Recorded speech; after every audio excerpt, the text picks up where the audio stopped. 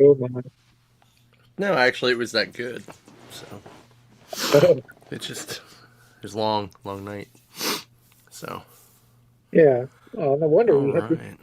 You're like, let's start at noon. I'm like, damn, dude, that's late. Uh, yeah. Well, I mean, okay. So how's it going, everybody? Welcome to the Toddcast. I know we're not on Thursday, but yesterday was a bit of insanity. I had a concert to go to. I had to drive to. Let me just explain my day. Okay, just know that the concert thing is part of the end, right? So I started my day where I had to get up at 6 and drive to Frostburg, Maryland, which is like a little over 2 hours, right? Then um, I go to um, or then I drive back. I get back around 1 o'clock, um, and my plan was to just take a nap, right?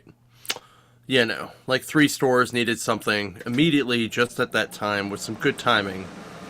So about 2 o'clock, I took a nap.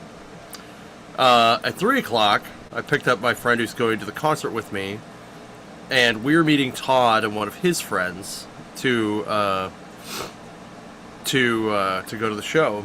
So he's like, "Meet me at Fox Chapel's Marina." And in my brain, I'm going, okay, well, either A, so what of 3 things happened at this point in my brain? I go, one, we're going on Jason's boat because our buddy Jason lives up around there, and I was like, he would be the kind of guy that has a boat. 2, Todd bought a boat. Or 3, there's a building right by the marina that Todd went, oh, hey, this is where we're moving the store. Yeah, the very first thing is what happened. Like, we ended up going on Jason's boat. So, Okay. so we take the boat from Fox Chapel down to Stage AE, and there's a lock in the middle of it, kind of near like where the Highland Park Bridge is. It's like underneath the Highland Park Bridge. So Okay. you have to get there, let them know that you're coming, and then they adjust the water level to get you either up or down, going wherever you need to. Mind you, this lock closes at midnight. Okay? They really, because it takes like 20 minutes to do the lock, like, they really don't like people coming in after 11. Keep that in mind. Cool. Okay? Yeah. So, go to the concert, or get down there, grab something to eat at Tom's Watch Bar, which is, a favorite. Everyone got the same thing, which was fine, but it was just kind of weird. So everyone got the prime rib dip, which is what they're known for, and is amazing. So we get that. We go to we go to the show. We get there just in time for Lisa Loeb's third song. So Todd's super excited because he loves Lisa Loeb. He told our friend Jason about how she was the voice of Mary Jane in the MTV Spider-Man show that where what the hell was his name? Neil Patrick Harris was actually Spider-Man's voice for that. It was like the one that was like Oh, really like cell animation, right? yeah. Like Yeah. computer generated. Yeah. The So really anyway, bad there animated version. Yeah. I didn't really care for it. I thought it was okay, but it was fun. It wasn't great. It was that So anyway, that, yeah. yeah. So Todd and Jason are yelling, "You're Mary Jane" at her, and she stops the show and actually says, like, "That's right, I was Mary Jane." And so, do I call you Spider-Man? Not remembering that Todd actually brought her into the show, or into one of the stores at one point, because she was the voice of Mary Jane, like back 25 years ago, which doesn't surprise me at all. Anyway, she crushed it. Then Gavin DeGraw came out, and it was kind of boring. Like, I said to my buddy Brian, I was like, I feel like this is, like, I feel like he is the poor man's Harry Connick Jr. And he's like, that's fair. That's fair. Yeah, because he had that, like, kind of, like, New Orleans jazzy type vibe thing going on, but it was kind of meh. So then OAR came out, right? Well, in between Gavin DeGraw and OAR, I go to the merch booth, right? And because I saw on our way up to the part of the yard we were standing in this hockey jersey for OAR because it was their 30th anniversary tour. And I'm like, oh man, that's awesome. I want to know how much that is. So I get down there, I'm like, it's $300. I'm like, no, not doing that. No. So I get a T-shirt. And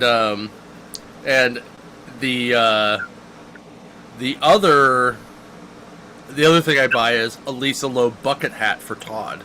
It's a white Lisa Loeb bucket hat, right? So I give it to him, and he's like, "Oh, this is great. It'll be my new gardening hat." I'm like, "No, man. I want you to wear that at cons. I want you to wear that everywhere." Like, you know. And he's just like, "No." So he wears it the rest of the night. I take a couple pictures of him in it. I sent one to Scott, so if you want to see what it looks like, he can show you. But so anyway, OAR rocks like the whole freaking night. They did 2 hours and 15 minutes by themselves, no intermission, like just giant amount of stuff tonight. They played all the hits that I wanted to hear. They played a cover of Plush with Stone Temple Pilots, and of course closed with Crazy Game of Poker. So when I was in college, OAR was they were one of the bands that I got introduced to by one of my friends.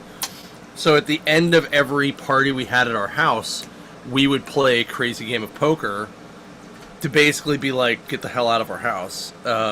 Because it's like 8.5, 10 minutes long, and people would, like, about 3 minutes in, be like, man, this song's really long. And then at, like, 6 minutes, they're like, fuck this, I'm out.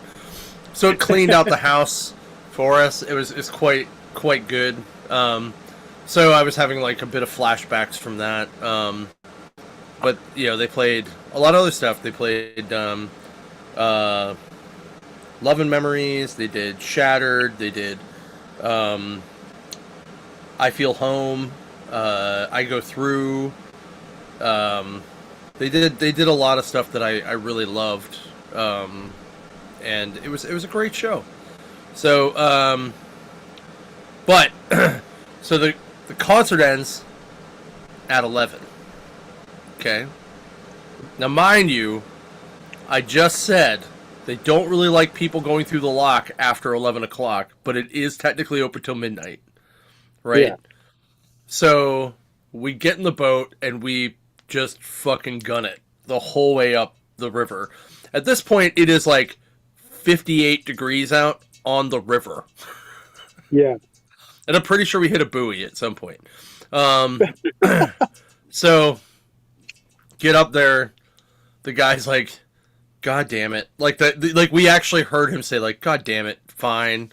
Let me do the gates. So he does the first gate. We come in and they like rope you to the side so that you're not like flopping around in there. So we get to the point where it's filled up and the guy's just like, listen, man, like, I'm gonna open this door and then you can just gun it. We're like, what? So the lock's not very wide, right? So when you gun it, like, the waves that are coming out of the motor end up being these giant waves that like crash up on the sides. So it was really cool to look at and see this thing happen. And anyway, so we got back. I didn't get home after dropping my buddy off. I didn't get home till like 12:45. And then I couldn't sleep because I was all pumped up from the show still. So last week I started watching Naomi, which is based on the DC Comics character show, written by Brian Michael Bendis. I think I only ever read the first issue, but I was like, man, I'll check it out. I know it only went one season, so whatever. And it's actually a really good show. Like, I was kind of sad that it's only gotten one season, but it is very like mystery based type thing. Because like she doesn't know where she's from. She has powers, but she doesn't know how to use them. There's a Thanagarian in there, basically a Hawkman, and he's awesome. And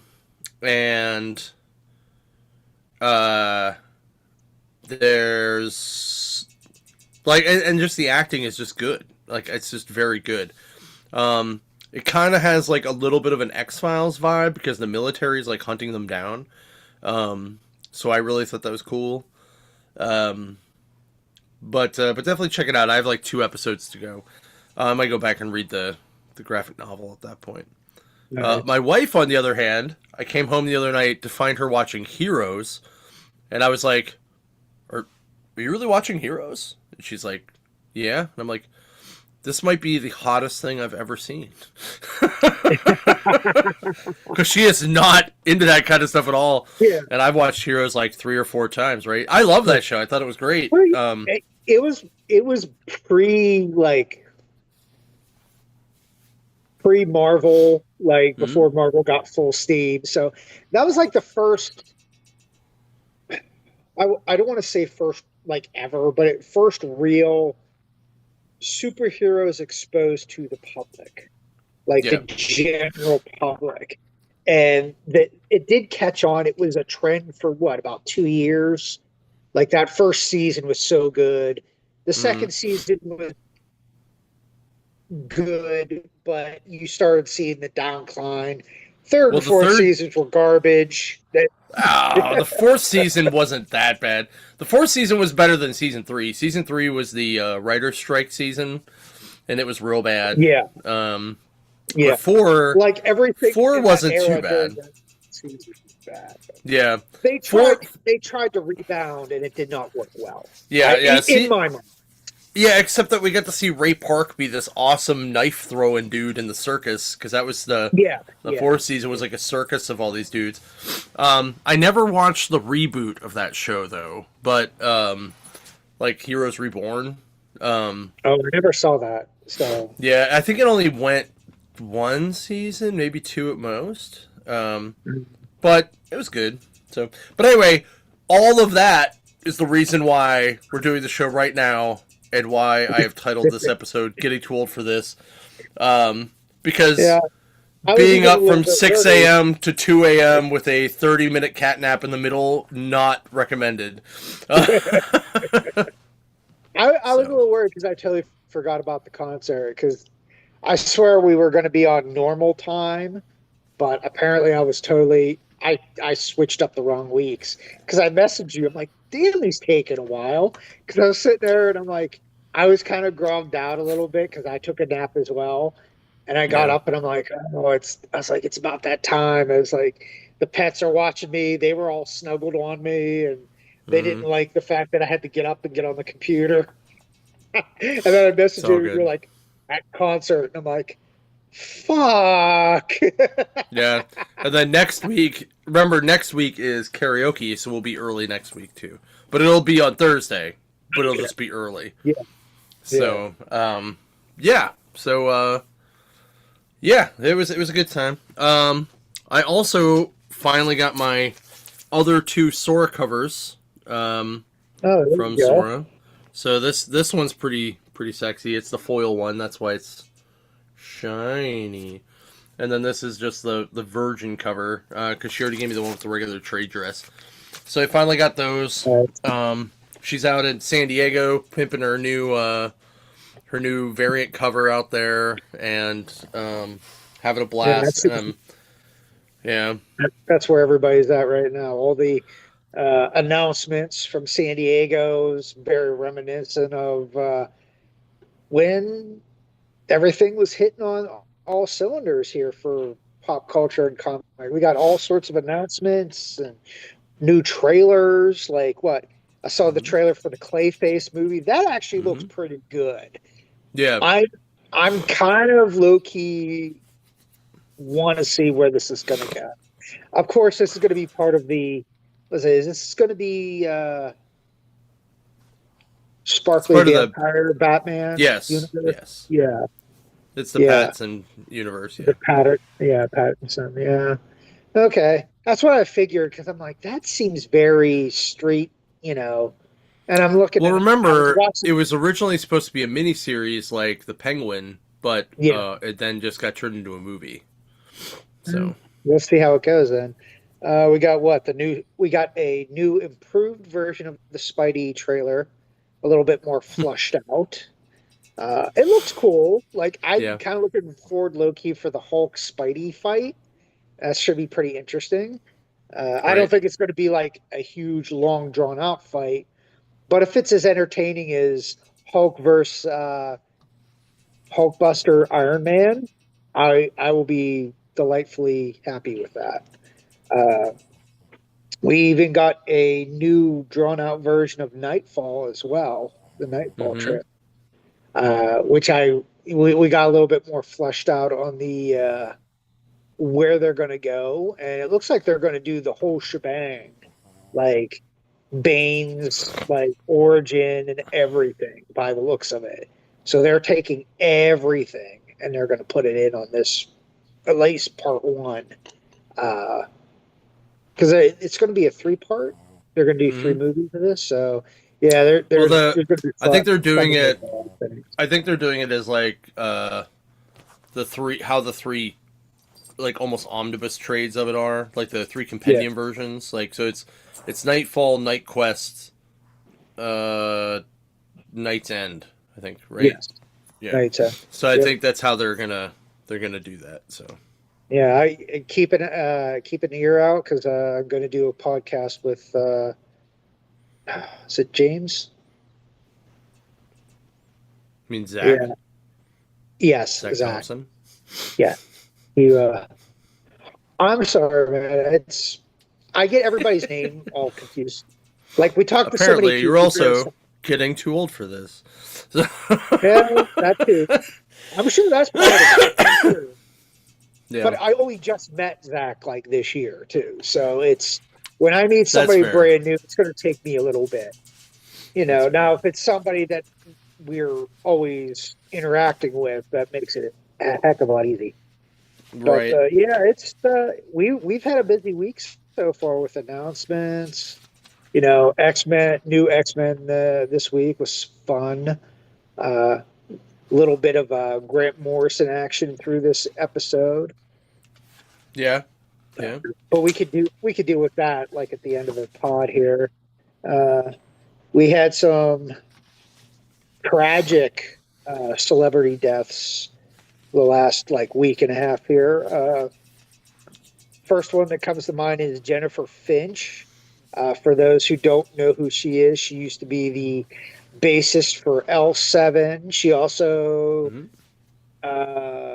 played bass for Courtney Love too. So she was that era of female guitar punk ladies. She died of brain cancer like 5 days after she announced she had brain cancer. She's been battling it. She was 59. We lost Mitch Bird, Hmm. who worked on Warrior, Starman, and Gen X. He passed away, 63. Uh, didn't really say like how he died, but it just said he passed on. So, and then we lost Kaylin Hotley, to a car accident. She was only 18.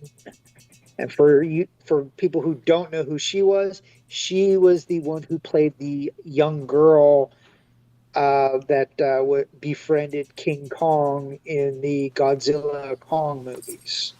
Yep. So tragic on that. It's a shame to see somebody cut in their youth. So, Right. Yeah. Yeah, those are all the ones that stuck out in my mind as far as celebrities go. Fair enough. I don't think there was anybody of super note beyond that. Right. Um. Yeah. Also, last weekend we went to see the Danny Elfman show at PSO. We did. That was freaking awesome. We gave out a ton of free comics to people. We saw a bunch of people we knew, and it was absolutely a great concert. If you guys don't, if you guys think, oh, the symphony's just a bunch of like classical music and stuff, but it's not. It's actually they do a lot of modern stuff, and they do a lot of cool guest stuff like this. Because Elfman was there. They premiered a bunch of pieces. I could not believe they only this year, 25 years later, premiered the Spider-Man theme, like from the Raimi Spider-Man movies, because that I just think blows that's my mind. It's appropriate with the new start of the new adventures of Spider-Man coming up. You might as well, reach in and give a little nostalgic bump there. He was fun. He interacted with the audience. My wife was giddy as hell. She she was happy. It was fun. Everybody who worked there, super professional, super nice. Mm-hmm. Harrison and his wife. Rachel, yeah. Shout out to them. Everybody, yeah, right. Rachel also. They sat there, took pictures with the kids that came in, and adults. And adults. But definitely for the kids, though. The kids got super excited when they saw him in his Batman outfit. Some of the guys, like a lot of the guys, got like excited too. But I think the kids won out in the end on that one. But yeah, Saturday was hot. Like we were sweating. Yeah. I felt bad for Harrison. He was just. Oh, he was pouring. Yeah. Yeah. Sunday at least was tolerable though. Yeah. Sunday was at least tolerable. So, it was fun. Like sitting there interacting with people. People were excited to get free stuff. People forgot that Danny Elfman did Spider-Man, and that he's done so much that it is hard. It is easy to forget like what he has composed. Over the years. I always forget that he did the Simpsons theme, but they closed with it. So they closed with it. That was fun. What was it? They did Frankenweenie. Of course, it did Nightmare Before Christmas, which actually was probably the best part. Is he actually sang all the Jack Skellington's parts, but he also did his own version of Oogie Boogie, which got a round of applause. Everybody was sitting in the theater. He appreciated it very much. He took selfies with the crowd. He was giving people high fives. He seemed like a very gracious man, enjoying the performance. And he gave, it was him. I forget what the violinist's name is, so I apologize for not knowing her name. But God damn, was she talented. She did a lot of good solo stuff. He wrote stuff for her to play for the performance. So that is something I personally never experienced. Like I said, it was the first time I ever attended Heinz Hall in my life. So well, Heinz Hall does more than just the symphony, though. But it's mostly symphonic work and choral work. So like I said, if you've never been to a symphony, go. Just check it out. It's pretty affordable actually, which is also good. The parking downtown for that was jacked up because of Picklesburg. But normally it's not that high is what it was like $30 for the whole day. It was kind of rough. But if you're there the whole day, so if you go down for Picklesburg and then stay for the symphony, cool. But I definitely recommend people going to the symphony at least once or twice in their life. It's just a different vibe. And they do a lot of these cool like scoring things. Like I've seen Superman scored. Well, they actually show the movie, and they play the score underneath it. I also saw that for Spider-Man Into the Spider-Verse, which was really cool. And then next, what? Lord of the Rings. Yeah. Well, they just did Lord of the Rings like 3 weeks ago. Okay. And then, but I didn't go to that one. But every year they do a Star Wars movie for May the 5th. Next year it's actually at the end of May though. So, but they're doing that, and then they're also doing another one in February that's Star Wars related too. I think it's The Mandalorian in February. So, but it's still very cool. Definitely recommend people go check it out. And if nothing else, it's a nice little date night. There's a lot of great restaurants right there. Yes. There's a taco place that crushes it across the street. You're real close to Market Square. Yeah. Yeah, like me and Rachel, we stayed at a hotel there, right there at Market Square. Yeah. Just because we didn't want to be stuck in traffic and be late and everything else. So it was just easier for us because we live further away than you do.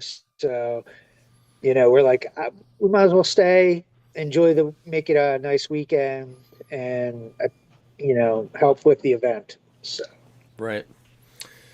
All right. We'll get into comics here in a second, but as we do that, as a transition, so I'm not going to review these books, but I bought these blind bags because I was like, I really hate these things, but I was like, I want to see what the hype is about. So I bought a Ninja Turtles 300 one and a Boys one.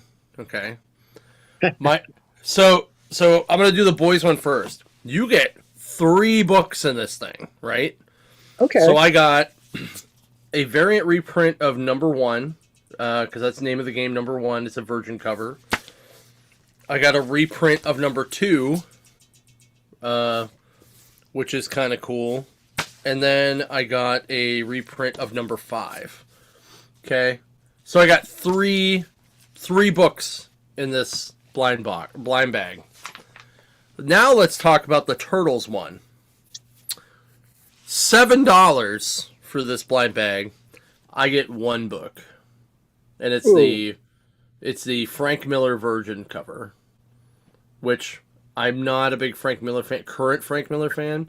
Back in the day, he was great. This, not so much. So, I don't know. Like, I don't know that they are really worth a lot. Like, worth buying. But the Boys one, I was like, all right, that's cool. Like, I'll check it out because I love the Boys. I was really kind of hoping for some kind of real crazy, like, XXX kind of cover in there, because that's the kind of shit the Boys do. But nope, but they were very good covers. But that Ninja Turtles one, man, like, I'm so disappointed in that. That's unfortunate. Yeah. It's we're in the cash grab era of modern books, apparently. It's I want to like them. I do. Mm-hmm. I want to like that kind of stuff. But the problem is you never. I'm all for you don't know what you're going to get, but I don't want to pay $7 for a book, anymore. Right. No one wants to pay that for a regular book. You're paying $7 for what might be something worth. That Frank Miller might run something fun. That Frank Miller has hardcore fans, so you might make your money up for that. But if you get one of the lesser variants that no one cares about, you're stuck with it. And that's, we still have the 616 Doom cover stuff.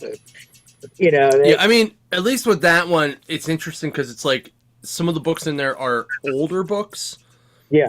And they're just older variants that Marvel had laying around. Like, I ended up getting like a $30 Peach Momoko Fantastic Four cover out of that.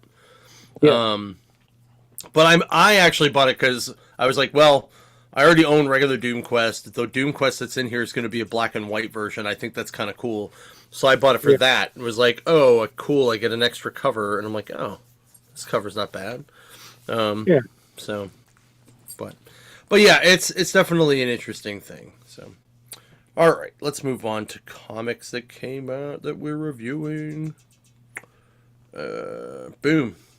Yeah, I go first. All right, so this is Swamp Thing 89, number 4, aka number 91. This is the last part of the original Swamp Thing Vertigo run. So it starts out. This book starts out where Swamp Thing and Abby are in a parallel universe in a big treehouse, and the babies went to bed, and Abby just wants to hear more about his time traveling adventures. So he basically told her about how he kind of forced himself into a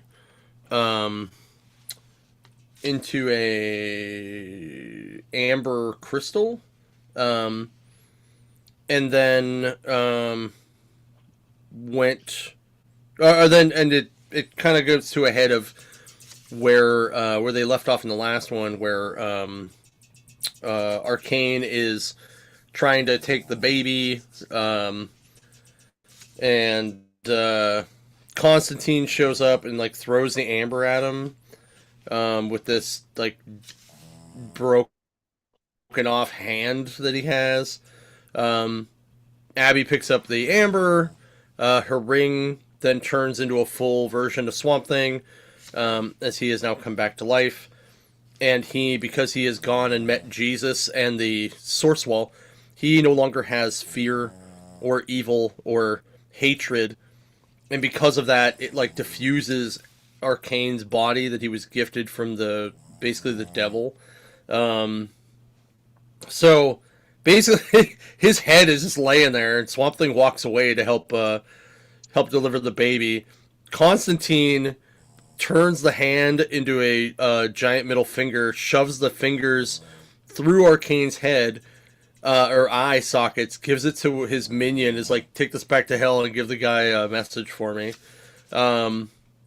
So they have a little boy. They name him JC. The Metron shows up and it's basically like, just so you know, Darkseid knows about your kid and is probably going to come and try to, take your kid's power. So they ask Constantine to help, because they basically are like, we don't want to have to deal with hiding and running around all the time. So Constantine goes back and talks to the Spectre and calls it a favor. So this is post-crisis, mind you. So he basically is like, can you take them back in time and put them on a different Earth and swap them out for one of the Earths that was going to be destroyed, and those Swamp Thing and Abby can come out and be here for a while they switch spots. And he's like, will this clear all of our debts? He's like, sure. So that's kind of what happens. Like they walk outside and the Spectre shows up, and he drops off the other Abby and Swamp Thing and takes them to this new planet, or new alternate dimension. And you get to see Swamp Thing kind of playing with his son a little bit. And then it's just kind of like that, like it's like way back in time too, so like people are living in huts. And it was really good. And I love the fact that there are, like promo stuff for stuff that was coming out at that time. So here, like Green Lantern Emerald Dawn is in here, Superman Archive Volume 1. Like it's just nuts how good this is. Arkham Asylum was premiering around that time. So I really love this book. I'm a big Swamp Thing guy. And I am going to go with Nine Inch Nails' "Head Like a Hole" for this one. Um, so yeah, that's pretty much what I'm doing, and it's a lot of fun. So All right. We have Corpse Night number 4. Uh, it seems like this journey, like where we ended up being here at Corpse Night, is coming to an end here as the Corpse Knight and his daughter continue to travel. They finally find where Joan of Arc is. Well, she's battling the English, where they finally end up. So they're literally at a uh, war front, and what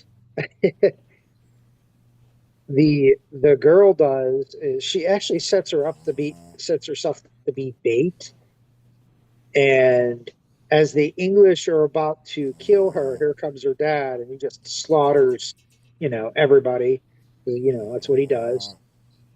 And they actually turn about and fire their own catapults at the English, actually helping Joan of Arc and her forces rally, and they win the battle. Well, one of her lieutenants, we're not really told exactly what he is, but he is like one of her trusted associates. Comes up to the girl, and hey, that was a pretty interesting way of, giving her a compliment on battling and strategy, and she's like, we need to see Miss Joan of Arc. And he's like, can we see her? And he's like, well, you helped us win this battle, so of course. So we finally meet Joan of Arc. The daughter explains hey, we've traveled a long way. We heard you do miracles, and my father needs one because this affliction that he has is making him less and less of who he is.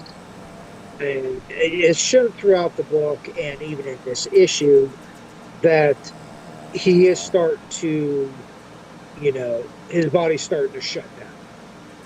Because this zombification, or whatever it is, or whatever you want to call it, is not permanent. It's not. The magic is waning, so to speak. And Joan of Arc is like, well, we'll try. And you think she's going to heal him? No. As soon as she takes off the helmet, she's like, this is an affront to God. It must be put down. This is a mercy for him.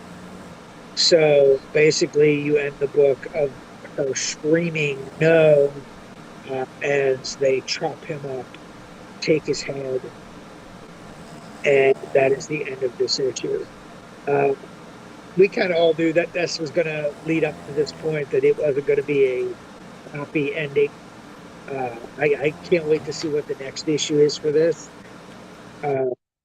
But I chose Judas Priest's The Ripper as the representation for this book. I feel it fits the theme of the betrayal and this is how you think somebody who saves you.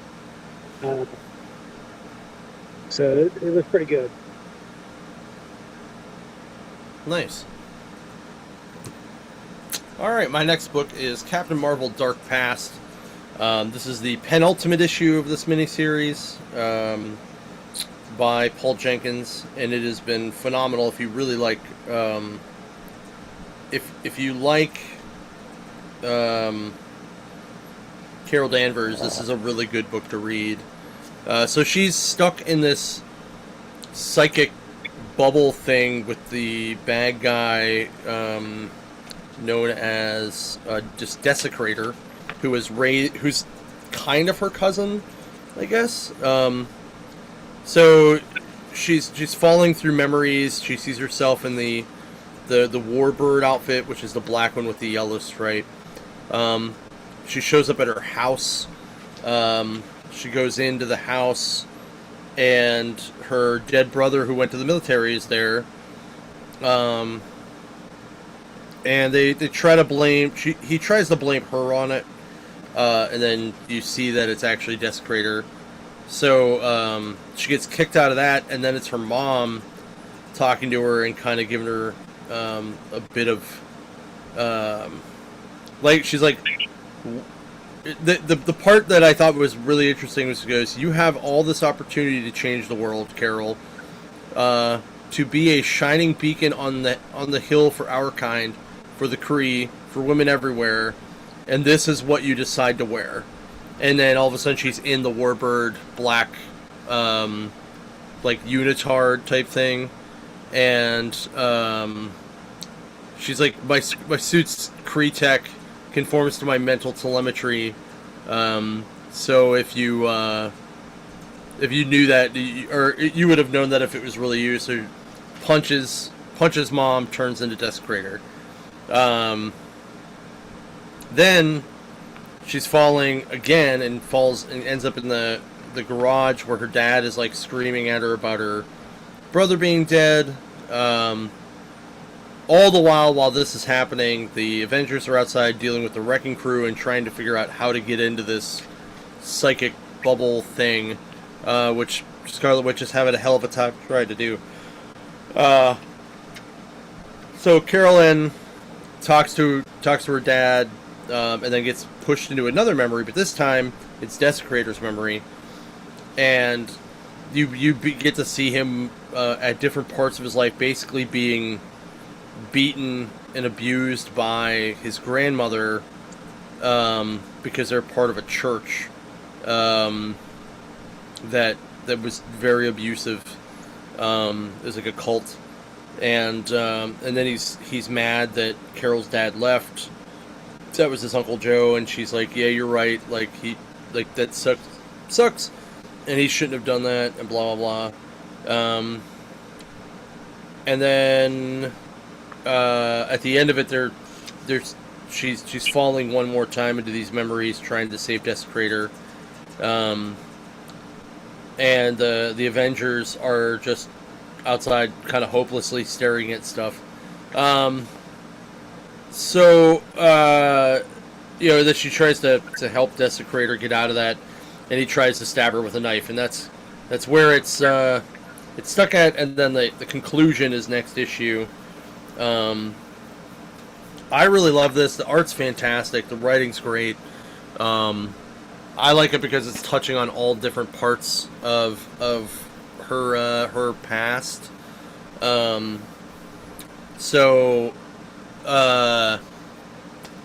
Oh man, I had a song for this and I lost it. I'm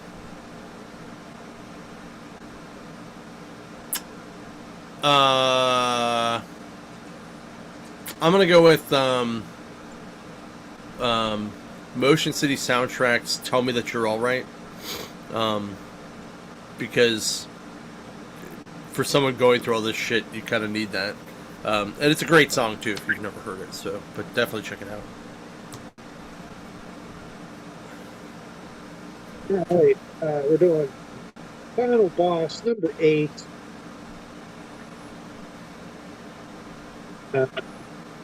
We get like another flashback to the ancient temple that Tommy's grandfather found during World War II. We get a little bit more of the origin of these mysterious powers and abilities that all these fighters were seeing are coming from. We get a map of the world with symbols of different gods, and these aren't like normal traditional gods, I guess. They're not Greek gods. They're not they're not Egyptian gods. They're not anything like that where it's tied to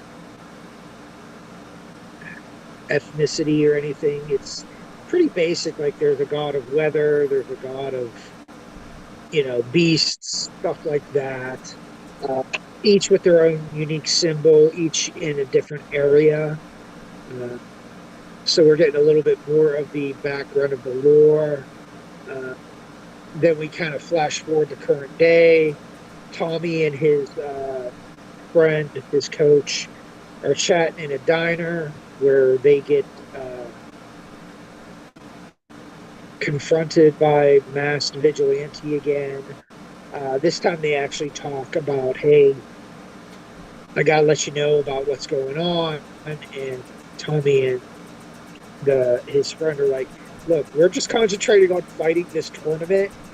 We don't care about the details or the rest of this stuff. But Masked Vigilante is like, you should, because you are an important part of this. But Tommy's like, well, tell us after this next fight, because I have to fight like in an hour. So they're fighting these lizard guys. Well, this lizard, his next opponent is a lizard guy, but his gang is also a bunch of lizard people.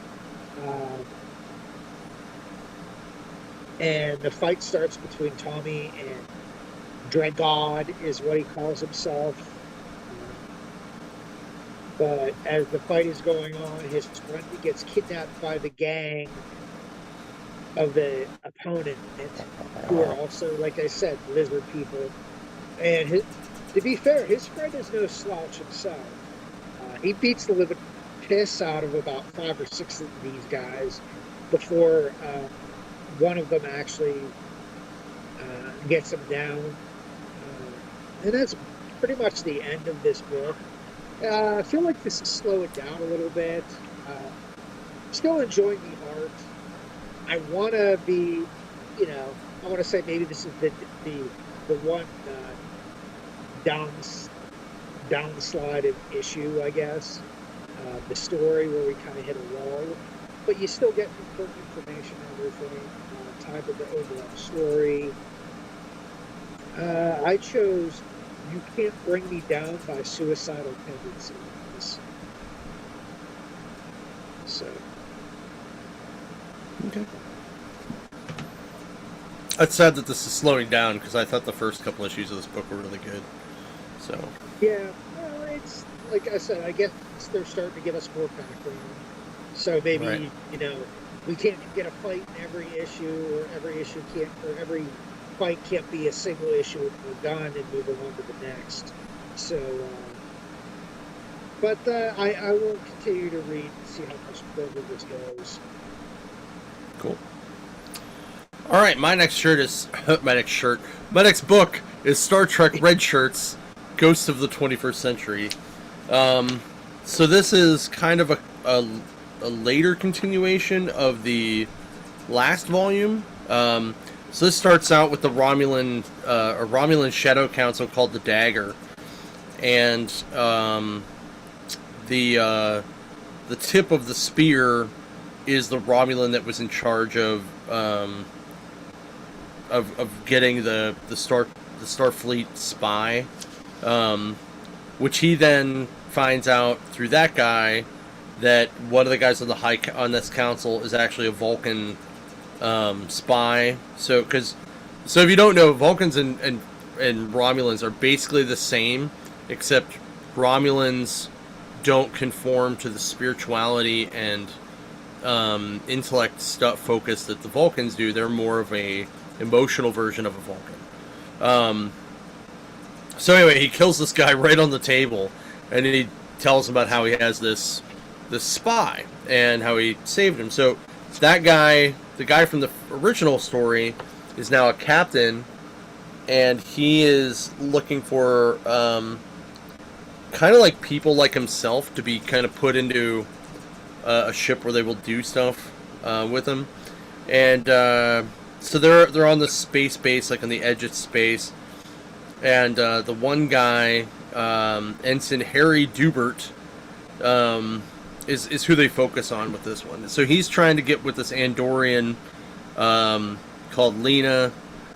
She's another ensign Andorians are the blue guys with the antennas on their heads. So she's like, sure, one last chance. Don't be late. Date tomorrow. So they get sent to this planet to do what they thought was a science mission. Here, the captain or the commander Rico was actually smuggling diamonds and latinum, and they get there and these guys attack them like it's a super ambush. Everyone dies but Rico because a Matago came in and like just annihilates everyone. Like there's like he's literally like squishing someone's head apart and like ripping people apart. The Matago or Magados are the giant white apes with the big horn. We've seen them in the last version of this. We've seen them in classic Star Trek.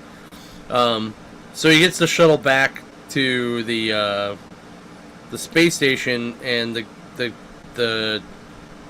ensign that the new ensign guy that we talk about, he the Dubert guy, he missed the mission because he was I'm pretty sure he was drunk and he just slipped through it. So the commander comes back and he's like, go clean this out right now. He's like, I want to be able to eat off it. And he looks in there and it just, all of his friends are just like ripped apart. And he then punches his commanding officer, knocks him out, tries to call security, and the captain from the original book intercepts the call and is basically like, you can't do, like, don't do that. He's like, I've met devils at the gates of hell. You know, like that kind of thing. Like he's basically like, don't do that. And then he says, you're a dead man, Dubert. So Dubert then is about to kill Rico, and the Andorian girl kicks in, is like, he's like, aren't you early for the date? And she's like, dinner's canceled. And then you find out she's actually an Andorian security service, and has been tracking the criminal activity for quite some time. Saw the shuttle. She's like, you're under arrest. You're going to testify everything. And he's like, what? And she's like, you know, tells the Andorian guys, like high command, that she's like, one down, way more to go. Miller's taken down his last score and killed his last red shirt. So that's how this first issue ends. Just as good as the last one. This is by Jerry Dugan. Art's by the same guy who did the last one. I really enjoy this, mostly because, you know, the tropes of Star Trek and the red shirts dying first all the time and like being just super expendable. I just really think it's crazy. So I'm gonna go with Bullet for My Valentine, Scream, Aim, Fire for this one. But also this reminds me of a slight joke. So last night when we're at the concert and Todd and I were talking about how, you know, both his brother Scott and our Scott were the original people coming with us. Neither of them could make it, and he was like, "Oh man, if Scott Smith could have came, we should have all worn our Three Rivers shirts." And I said, "So what? We would have just given Jason a red shirt, and he would have just been off to go die." And he's just like, "Yeah, exactly." And I was like, "Oh my god, that's hilarious." So I was like, Todd made a funny. So, but it was pretty good. So, all right, we got Wolverine number 24. Last issue, we found out that the reason why Wolverine's healing factor is not up to par is because he has a virus connected to Dr. Murat. And the virus is also into the Good Doctor, but whenever he gets confronted, basically he transforms into like this blue cybernetic version of the Hulk, um, which is cool. I can kind of understand that to a degree. Um, but Wolverine tries to, calm him down, and in typical Hulk fashion, Hulk does not, listen, uh, except when there's a picture of the good doctor's wife.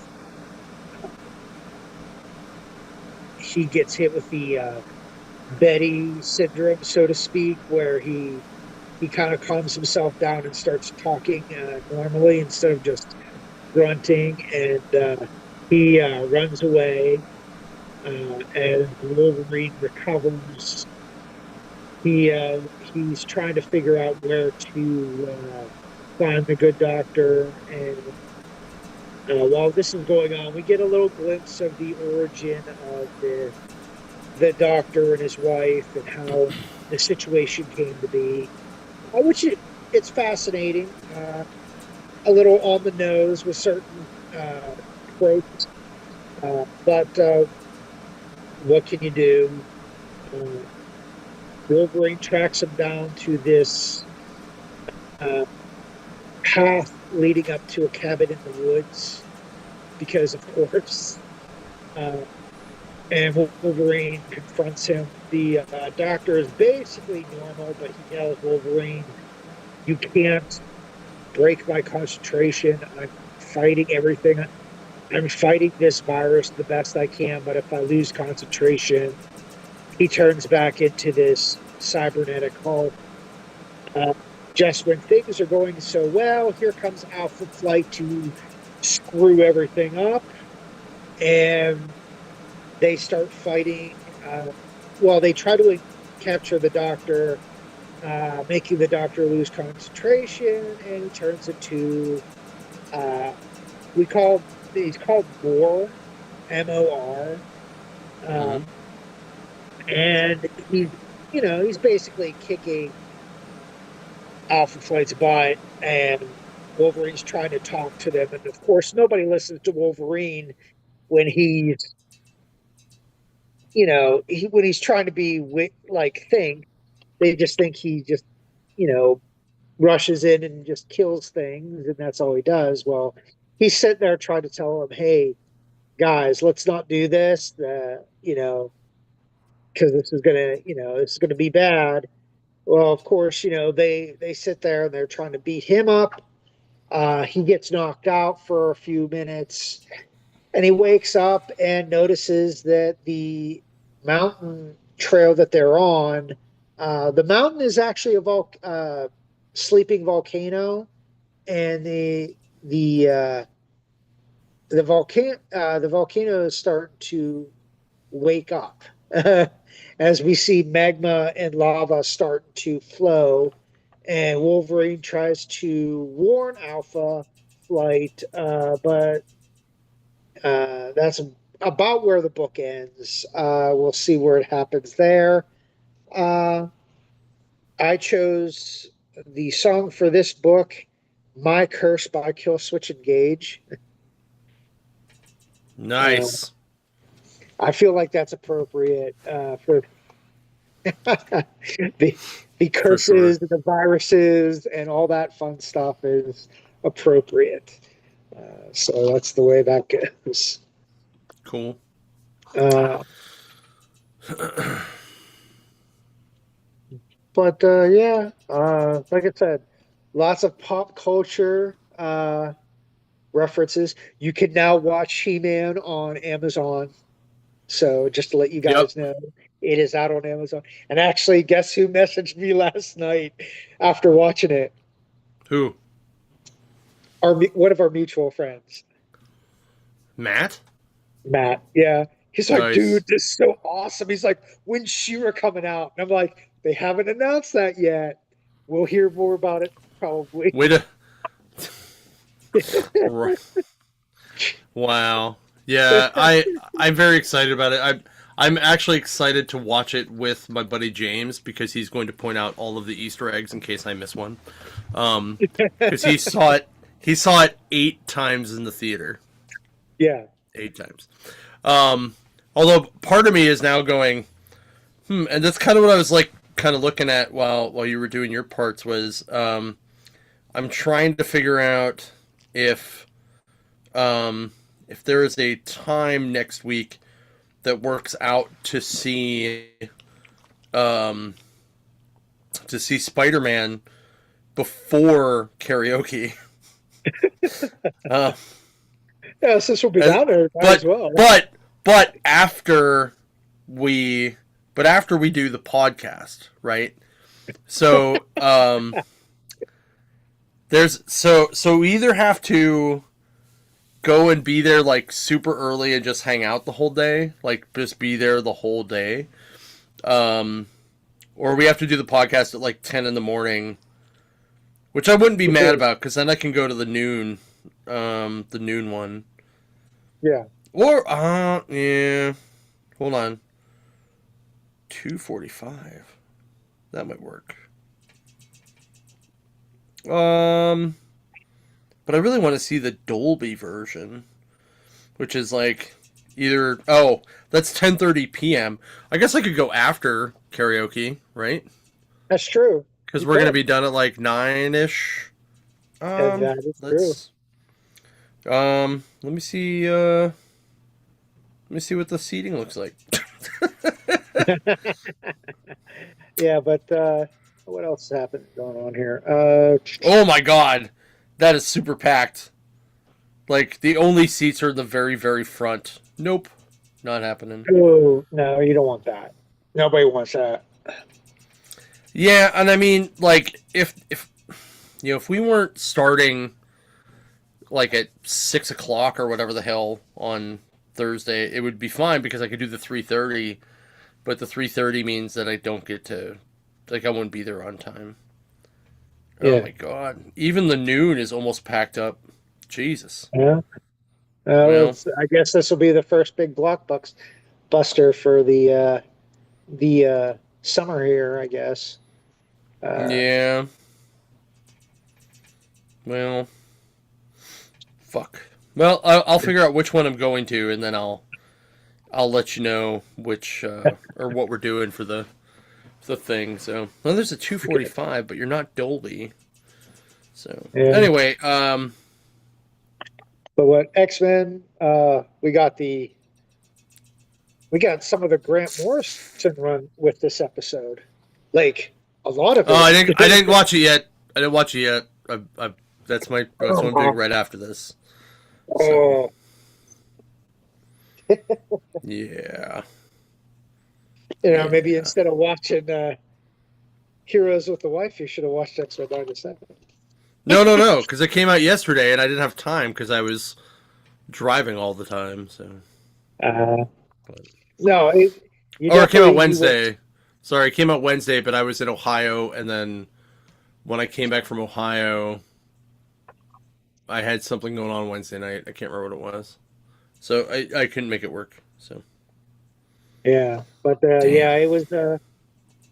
You definitely get the if anybody was a big fan of the Grant Morrison run, you're going to see a lot of the Easter eggs for this episode. That's what I'll say that until you get to watch it, and then you can make your commentary next week, which we'll have to do 2 episodes. That's fair. All right, I think I'm going to do the noon next week. There you go. So I'll go see the matinee nooner. The nooner. There you go. So we'll probably end up doing the podcast after that. It's buy one get one free ticket today. There you go. Shit. Nah, I guess I'm not doing that. Anyway, I'm gonna buy my ticket right now so I don't lose this spot. All right, cool. That's done. I'm gonna go watch that, and then what I'll probably do is I'll probably then go to the Waterfront store and do the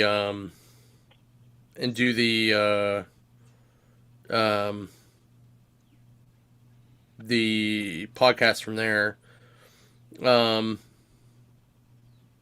Unless Oh man, I mean, unless you want to do it at like 10 a.m. I should do that. I'll be here. So Yeah, well, because I was thinking if we did it after if I do it after the movie, then it might conflict a little too tight with you getting down to karaoke if you're coming down. So, but anyway, all right, guys, thanks so much for watching. We'll see everybody. Don't forget to go to Pulp Fest this weekend. Or no, sorry, that's not this weekend. Pulp Fest is next weekend, and then we'll also be at Hall of Fame, or not Hall of Fame, Neo Comic Con up in North Olmsted next weekend as well. Yep. Cranberry on Tuesday and Wednesday next week only. We're having an extra 20 boxes of $3 Silver Age that are going to be there. Make sure you check that out. And then we're taking those boxes to Ohio with us for that show. So, yeah. Thanks again for watching, guys. We'll see everybody next week.